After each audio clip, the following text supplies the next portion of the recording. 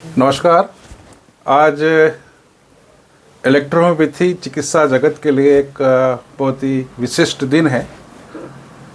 आज इलेक्ट्रोहोम्योपैथी के पथ प्रदर्शक, इलेक्ट्रोहोम्योपैथी के फाउंडर डॉक्टर काउन सेजर मैटी, जिन्होंने इस चिकित्सा विद्या को जन्म दिया, उनका हम 217वीं हम उनकी बर्थ एनिवर्सरी जन्मोत्सव मना रहे हैं। यह जन्मोत्सव तो हम जब से इस चिकित्सा विधा में तब से मनाते आ रहे हैं, परंतु देवी अय्या हॉस्पिटल ने 2021 में इस जन्मोत्सव को विश्व इलेक्ट्रोहोम्योपैथी दिवस के रूप में मनाने का निर्णय लिया था। तो आज हमारे इस काम को हमने जो स्टार्ट किया, इसे आज पूरे देश और पूरी दुनिया इसे वर्ल्ड इलेक्ट्रोहोम्योपैथी डे के रूप में मना रही है। हम नमन करते हैं डॉक्टर काउन सेजर मैटी को, जिन्होंने एक हानि रहित चिकित्सा विद्या इस विश्व को दी और ऐसी चिकित्सा विधा दी जो संपूर्ण अपने आप में मौजूद है। मैं बताना चाहूँगा इस अवसर पर कि डॉक्टर काउन सेजर मैटी का जो बर्थ है आज ही के दिन 11 जनवरी 1809 में हुआ था। एक जमींदार परिवार में उनका जन्म हुआ था। वो महत्वपूर्ण इटली के महत्वपूर्ण पदों पर रहते हुए वे अपने जीवन काल में लेफ्टिनेंट कर्नल, वहाँ की जो आर्मी थी उसमें रहे। वहाँ के वो न्यायिक क्षेत्र में उन्होंने सेवाएं दी। वो एज ए मजिस्ट्रेट उन्होंने कार्य किया। इसके अलावा देश की सेवा करते हुए वहाँ के मेंबर ऑफ पार्लियामेंट भी रोम पार्लियामेंट के सदस्य वो चुने गए। चूँकि एक वो रॉयल फैमिली से बिलोंग करते थे, उसी दरमियान ऑस्ट्रिया और इटली का युद्ध हुआ और उन्होंने, क्योंकि वो जो था उस दौर के अंदर विश्व युद्ध चल रहा था और आप सब जानते हैं कि उस दौरान दो हिस्सों के अंदर पूरी दुनिया हो गई थी। तो इटली और ऑस्ट्रिया के बीच युद्ध हुआ और उन्होंने अपना बहुत सारा भूभाग इटली को प्रदान किया था। इसलिए वहाँ के जो पोप थे उन्होंने उन्हें काउंट की उपाधि दी, इसलिए उन्हें काउन सेजर मैटी के नाम से हम जानते हैं। देखिए, वो इतने बड़े बड़े पदों पे रहने के बाद वो इस चिकित्सा विधा में क्यों आए, उसके पीछे भी एक महत्वपूर्ण कारण माना जाता है कि उनकी जो मदर थी वो कैंसर रोग से ग्रस्त हो गई। क्योंकि हम सब जानते हैं कि कैंसर आज की बीमारी नहीं है, कैंसर हज़ारों साल से होने वाली ये बीमारी है। और उस समय उनकी मदर को ब्रेस्ट कार्सिनोमा हुआ। उस समय उन्होंने तात्कालिक चिकित्सा विधा का जो भी होती थी उसका उन्होंने ट्रीटमेंट कराया, परंतु उनकी मदर बहुत असहनीय पीड़ा से पीड़ित रही। तो उसकी पीड़ा दूर करने के लिए वो चिकित्सा विधा का उन्होंने सहारा लिया। खुद उन्होंने बहुत सारी रिसर्च की और उस समय की तात्कालिक जो चिकित्सा विधा थी, जिसमें एक होम्योपैथी भी प्रमुख थी, उसका भी उन्होंने अध्ययन किया। और इसके बाद उन्होंने कुछ प्लांट्स एक्सट्रैक्ट किए और इसके पीछे हम और जाएं तो 15वीं शताब्दी के वैज्ञानिक पैरासेल्सस हुए हैं। उन्होंने दो सिद्धांत दिए थे कि पौधों में विद्युत शक्ति विद्यमान होती है और दूसरा दिया था लाइक्य और लाइक। तो दूसरे सिद्धांत लाइक्य और लाइक को होम्योपैथी के हनीमन ने अडॉप्ट किया और प्रथम सिद्धांत को कि विद्युत शक्ति पौधे में होती है उसे काउन सेजर मैटी ने अडॉप्ट किया। और उन्होंने अपना रिसर्च, अपना अनुसंधान करते हुए उन्होंने अपनी मदर को 10 साल तक पेनलेस लाइफ दी और वो अपनी पूरी जो लाइफ होती है वो उन्होंने जी और इस दुनिया से विदा हुई। उसके बाद उन्होंने सोचा कि क्यों ना मुझे दीन दुखियों की सेवा करना चाहिए, चूँकि वो रॉयल फैमिली से आते थे। तो उन्होंने रिसर्च स्टार्ट किया। 1845 से लेके 1865 तक 20 साल तक उन्होंने गहन रिसर्च किया, और इसी दौरान उन्होंने बोलोग्ना के रोचेटा के अंदर अपना एक महल भी बनाया। वो आज भी वो महल वो मौजूद है। और उसके बाद उन्होंने 1865 में एक सिस्टम को इन्वेंशन किया जिसका नाम दिया उन्होंने इलेक्ट्रो होम्योपैथी।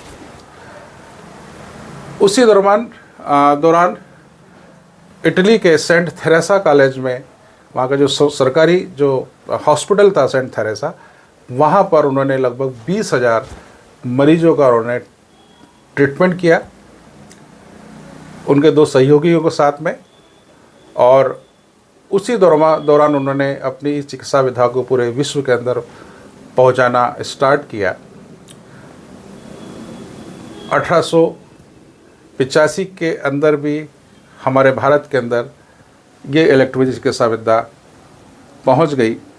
जो प्रथम इलेक्ट्रोपैथी चिकित्सक जो थे वो डॉक्टर अन्ना हुआ करते थे।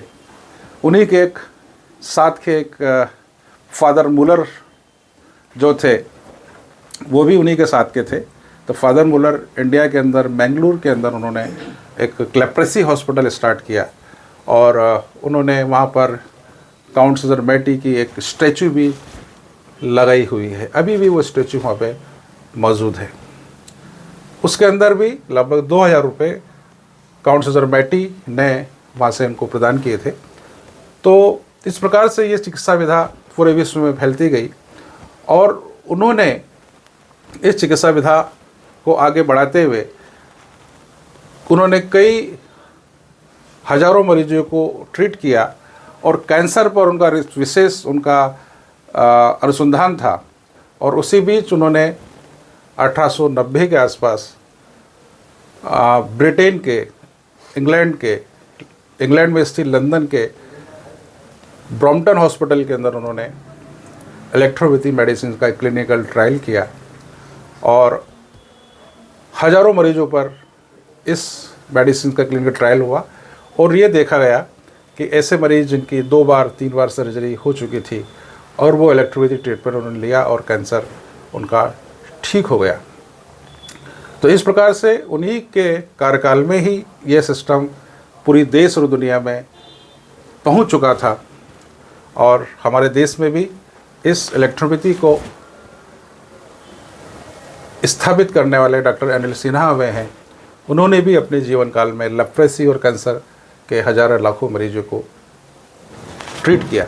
तो आज इस अवसर पर हम काउंट सीजर मैटी जी को सच्ची श्रद्धांजलि यही हमारी है कि मेरी स्पीच को सुनने वाले इस देश के विदेश के जितने भी इलेक्ट्रोपैथी चिकित्सा विशेषज्ञ हैं, वो यदि इस सिस्टम में पूर्ण रूप से पूरी ईमानदारी के साथ यदि इलेक्ट्रोपैथी में चिकित्सा कार्य करें, तो निश्चित है कि जो सपना काउंट सीजर मैटी ने देखा था और अपने ही जीवन काल में उन्होंने इस सिस्टम को पूरी दुनिया में फैलाया, और उसी समय जिनेवा की एक लेबोरेटरी थी, वहाँ पर भी इलेक्ट्रो होम्योपैथी मेडिसिन्स का वहाँ पर टेस्ट हुआ, और उस टेस्ट के अंदर भी ये पाया गया कि इलेक्ट्रोपैथी मेडिसिन में किसी प्रकार का कोई केमिकल या वो नहीं है। तो उन्होंने अपने जीवन काल में उसको फैलाया है। तो आज हम पूरे भारतवर्ष के जितने भी इलेक्ट्रोपैथी चिकित्सक हैं, हम आज ये प्रण लें कि हम प्योर इलेक्ट्रोपैथी में प्रैक्टिस करते हुए हम जन जन तक इस चिकित्सा विधा को हम पहुंचाएं, क्योंकि आप सब जानते हैं कि इलेक्ट्रोपैथी वो चिकित्सा विधा है जिसके अंदर हर बीमारी को ठीक करने की इसमें क्षमता है। आप सब जानते हैं कि हमारे शरीर के अंदर 2 वाइटल फ्लूइड ब्लड और लिम्फ यदि शुद्ध हो जाएं, नॉर्मल स्थिति में यदि सर्कुलेट हों, तो कभी बीमारी नहीं पड़ेगी। और इसी को देखते हुए उन्होंने ऐसी मेडिसिन्स का इन्वेंशन किया जो ब्लड और लिम्फ को प्यूरिफाई करती है। साथ में उन्होंने मेडिसिन्स को ऑर्गन्स वाइज भी उन्होंने बनाया।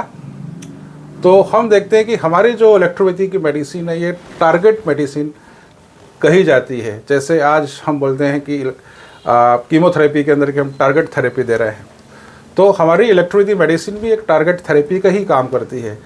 लीवर का यदि कैंसर है तो लीवर के हमारे लिए ग्लैंड्स को पर उन्होंने S5 और C5 मेडिसिन बनाई हुई है जो लीवर पे वर्क करती है। इसके अलावा ब्लैडर लाइक जितने भी ऑर्गन्स होते हैं उसके लिए हमारी C2 और H2 मेडिसिन वर्क करती है। हमारे GIT ट्रैक्ट के लिए हमारी मेडिसिन सबसे महत्वपूर्ण मेडिसिन स्क्रोफ्लोसो-1 है, और सभी प्रकार को कैंसर को ट्रीट करने के लिए उसमें कैंसरोसो ग्रुप की मेडिसिन है। तो उन्होंने आज से 150 साल पहले ही इस प्रकार से उन मेडिसिन का उन्होंने जो संरचना की, जो एक हमें उसको करने में, हमें समझने में किसी प्रकार की हमें परेशानी नहीं आती है, और बहुत सरलता से हम अपने मरीजों का इलाज हम कर रहे हैं।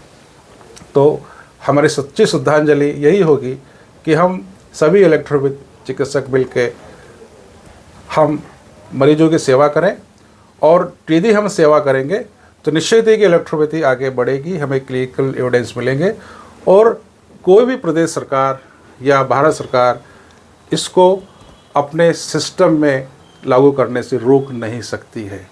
जिस दिन इलेक्ट्रोपैथी को जन मान्यता मिल जाएगी उस दिन सरकार अपने आप हमें मान्यता प्रदान करेगी। तो हम मान्यता के बहुत निकट है, क्योंकि जन मान्यता तो मिल ही रही है। आज देवीलाल हॉस्पिटल अपने कार्यों के द्वारा जन जन तक पहुंच चुका है, तो जन मान्यता हमें मिल चुकी है। सरकार को अपने हमारे एविडेंस हमने प्रस्तुत कर दिए हैं। सरकार इंटर डिपार्टमेंट कमेटी, सरकार ने IDC को भी डायरेक्शन दे दिया है, निर्देशित कर दिया है कि देवीलाल हॉस्पिटल के किए जा रहे कार्यों का वो निरीक्षण करें, उनके क्लिनिकल जो भी उनके पास में एविडेंस हैं उसको देखें, वहाँ के भर्ती जो मरीज़ हैं उनको वो देखें, और इसके बाद में इलेक्ट्रोहोम्योपैथी के रिकग्निशन के लिए अपनी राय प्रस्तुत करें। तो निश्चित है कि हम देवीलाल हॉस्पिटल इलेक्ट्रोपैथी के लिए 100% इलेक्ट्रोपैथी में वर्क कर रहा है, और नेशनल इलेक्ट्रोपैथी इंस्टीट्यूट जो हमने अभी बनाया है, राष्ट्रीय इलेक्ट्रोपैथी संस्थान, वहाँ भी हम बहुत जल्दी मल्टी स्पेशलिटी डिसीज़ के साथ में हम लोग वहाँ पे 100 बेडेड हॉस्पिटल इसी जनवरी माह में हम लोग स्टार्ट कर रहे हैं। तो वहाँ पर सभी प्रकार की ऐसी बीमारियों का हम ट्रीट करेंगे जो अन्य चिकित्सा विधा में पेशेंट वहाँ से असंतुष्ट हैं, वो ठीक नहीं हो पा रहे हैं। तो ये सब चीज़, ये कार्य देवीलाल हॉस्पिटल, हार्डिया हॉस्पिटल और नेशनल इंस्टीट्यूट ऑफ इलेक्ट्रोपैथी द्वारा किया जा रहा है। इस अवसर पर मैं आप सभी लोगों को बहुत बहुत शुभकामनाएं देता हूं, और ईश्वर से, और साथ में ईश्वर तुल्य डॉक्टर काउंट सेजर मैटी से भी ये निवेदन करता हूं कि वो हम सभी इलेक्ट्रोहोम्योपैथी पर अपना आशीर्वाद प्रदान करते रहें, और एक दिन आपके बताए हुए रास्ते पर हम चल के पूरे विश्व में इलेक्ट्रोपैथी का परचम फहराएगा। यही मेरी इच्छा है, यही मेरी आशा है। Thank you. दिल्ली में Devi Ahilya cancer care centre ने एक नए केयर सेंटर की स्थापना की। कैंसर से पीड़ितों का इलेक्ट्रो होम्योपैथी से यहां पर होगा इलाज। आशाहीन कैंसर रोगियों के लिए आशा की एक नई किरण, देवी अहिल्या कैंसर हॉस्पिटल इंदौर, जहां संभव है कैंसर का इलाज बिना कीमो, बिना रेडिएशन। दर्द से तड़पते कैंसर मरीजों को इलेक्ट्रो होम्योपैथी हर्बल मेडिसिन द्वारा अब तुरंत राहत। Devi Ahilya cancer hospital Indore, call 9584040131।